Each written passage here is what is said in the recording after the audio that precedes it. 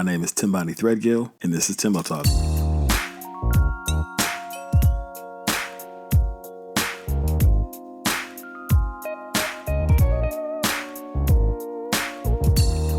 I'd like to thank you for spending a little bit of time with us today. This is a Timbo Talk short, and so as you guys know, I hope at this point, given the music is different and the time length is shorter, these shorts are shorter episodes meant to be smaller bites for you guys to kind of take in.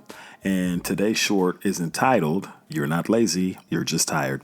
So I have noticed that many individuals that I know will often confuse fatigue and burnout for laziness. I also have friends who are absolute go-getters. I got a little bit of go-getter in me too, but as I get older, I've taken my foot off the gas a little bit. But this mentality is often rooted in this hustle culture that is very prevalent here in Western society, right? We really praise individuals who are go-getters, who are hustlers, who are winners. Let's win the day, all that kind of stuff, right? But the other side of that coin is we pathologize rest. Rest becomes this byproduct that is not really talked about, that is not really acknowledged, and even people who are well rested or who say they took a nap or got a good night of sleep. Oh, what? You didn't have other things you need to do. You had that much time. You get so much rest. It's ridiculous. But that tends to be the world that we live in. So I really want to take a little bit of time to talk about this and work on reframing this because rest is of the utmost importance. I'm a big believer in that. And it's something that I've had to work on as I've gotten older. I've really struggled with sleeping since I was like in 6th grade. I've had struggles with insomnia. I used to be up all night and watch like Jay Leno and the Conan O'Brien show from a young age because I had a little TV in my room and it didn't have no cable or nothing. And the only channel I got late at night was NBC. So I used to watch Conan and Jay Leno like every night because I was awake. So for me, this is something that I have really had to work on. I have to be very prescriptive with my sleep. I have a whole sleep hygiene routine. There's things that I need to do before bed to put myself in the best possible position to get rest, right? And that's when I find myself working the most efficiently is when I'm well rested, okay? So let's talk about this a little bit. Number one, I'd like to remind you guys, motivation is often the first thing to go when we're feeling depleted. So it is not abnormal at all to feel a lack of motivation, to not want to follow through with your plan to go to the gym or to meal prep or to wake up early and read or to do your yoga or whatever it is because you're tired and your motivation is out the window. So pay attention to that, okay? Laziness is a label that we use when we don't know how to name exhaustion. But the truth is, you don't beat burnout with willpower, you beat it with rest. So get some rest. Now, I'd like to define rest a little bit. This is more than just quote unquote not working. You need to have emotional rest. You need to have social rest. You need to have sensory rest. Laying on your bed and scrolling through Instagram or TikTok is not resting. Laying in your bed and worrying about all the things that are stressing you out is not resting, okay?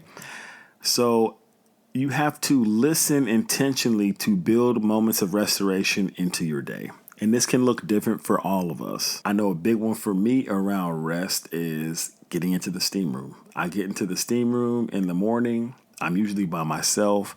It allows me some quiet time where I'm disconnected from technology. And for me, it sets as a really nice reset for me early in the morning after I've gotten my kid off to school and I finished my workout. I could take a few minutes to rest, reset, and it really prepares me for the rest of my day. Especially as a therapist, I think it's important to go into any day with a completely clean slate, or at least as clean of a slate as I can provide to my patients. And for me, a big part of that is making sure that I get my steam room in to kind of reset emotionally. There are weekends, this surprises a lot of people that I know, but I am an introverted extrovert. So a lot of people who know me are like, nah, man, you an extrovert. What you mean? You are absolutely an extrovert. How you going to tell me what I am? I am an introverted extrovert, okay?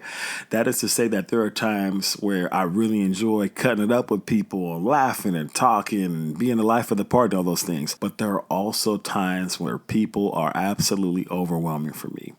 I talked a second ago about emotional rest and social rest. There are weekends, and I'm not going to lie, these are some of my favorite weekends at times, where I'll get home on Friday, maybe grandma takes my baby, and I will not see or speak to anybody until I go back to work on Monday. I might go to the store or go get some food and talk to the clerk at the store, or whoever it is I'm picking up my food from. But for the most part, I really need those weekends to recharge and reset, because for me, I can be very emotionally spent. I can be very socially spent. Even as a therapist, it's very important to me to put my best foot forward, to make sure that the patients who I am working with feel like they are the only thing that matters to me in that 1 hour of time that we have together. And that's important to me.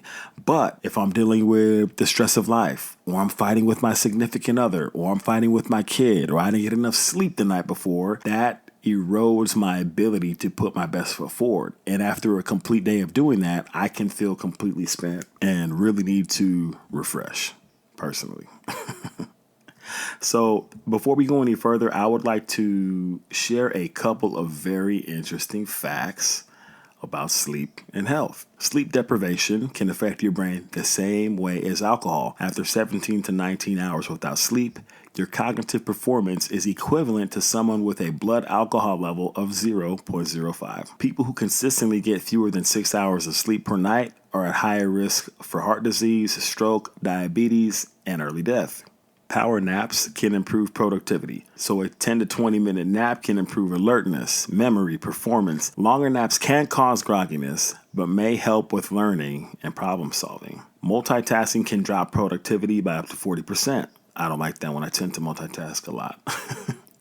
Sleep boosts creative problem solving. So REM sleep increases the likelihood of finding a creative solution to a problem by up to 30%. Sleep deprived people tend to be more emotionally reactive. I hope that we all recognize this. And again, rest is not laziness, it's maintenance. So pay attention to these things. We have to get our rest if we really want to be at our best and put our best foot forward. So a couple of things on sleep hygiene. Go to bed and wake up at consistent times, even on weekends. The more that we do this, the more our bodies will adjust to these routines, and the easier it will be to fall asleep and wake up feeling refreshed. I've really focused on this since about February of this year, and I've definitely seen the benefit of it. We should also look to limit screen time at least 30 to 60 minutes before bed. Keeping your bedroom cool, dark, and free of technology, television, screens, all those things are going to lead to better sleep. You also want to avoid caffeine and heavy meals close to bedtime. It's also important that you try to avoid heavy alcohol use before bed. That can be very disruptive to our sleep. I encourage you to look at some kind of winding down routine, whether that is a hot bath, journaling, soft music, right? Different things that are going to help you sleep. But the number one thing that you have to remember is it's the same as your diet. It's the same as trying to get in shape. It's the same as trying to learn piano. Sleep is something that for some of us has to be worked at. I know individuals who can fall asleep standing up. My mama, if she stands somewhere too long, she'll go right to sleep. And that is a talent because I got to do all kinds of things to try to fall asleep and stay asleep. So listen, prioritize your rest, prioritize your sleep, and pay attention to your productivity. If you are really struggling, if you are feeling like your brain is not firing off the way it should be, it probably isn't. Don't go grab a coffee or an energy drink.